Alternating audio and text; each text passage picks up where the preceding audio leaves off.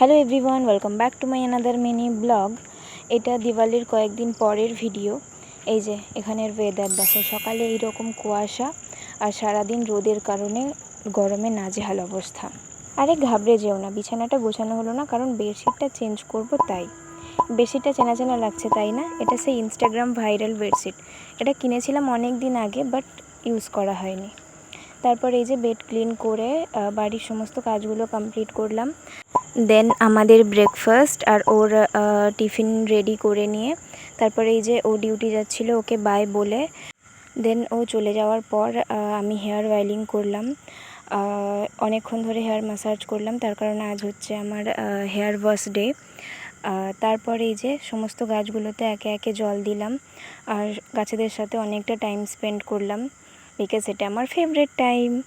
তারপর এই যে স্নান কমপ্লিট করে ফ্রেশ হয়ে নিয়ে পুজোটাও কমপ্লিট করলাম। দেন ব্রেকফাস্ট করলাম, তারপর লাঞ্চ রেডি করলাম, লাঞ্চ করলাম। আজকে লাঞ্চটা অনেকটা তাড়াতাড়ি করে নিয়েছিলাম, তার কারণ বিকালে একটা প্ল্যান আছে। দিওয়ালির দিন তো ইচ্ছে ছিল এইভাবে আমার রুমটাকে ডেকোরেট করব, রুমটাকে এইভাবে সাজাবো, কিন্তু সেদিন তো আর হয়ে ওঠেনি। তার কারণ দিওয়ালির দিন অনেক ব্যস্ত থাকি আমরা, অন্য কোনো কিছু প্ল্যানিং করার মতন সাহস হয়ে ওঠে না। তারপর এই যে রুমটাকে এইভাবে ডেকোরেট করেছি নিজের মতন করে। দেখো তোমাদের কেমন লাগছে, ভালো লাগলে অবশ্যই একটা লাইক করে যেও। আমার রুম সাজিয়ে গুছিয়ে রাখা, আমার গাছপালাদের দেখাশোনা করা, তাদের যত্ন করা, এইসবের মধ্যেই আমি শান্তি খুঁজে পাই। তাই আমি সবসময় এইসবের মধ্যে থাকারই চেষ্টা করি। ভিডিওটা কেমন লাগলো অবশ্যই জানিও। আজকের জন্য টাটা।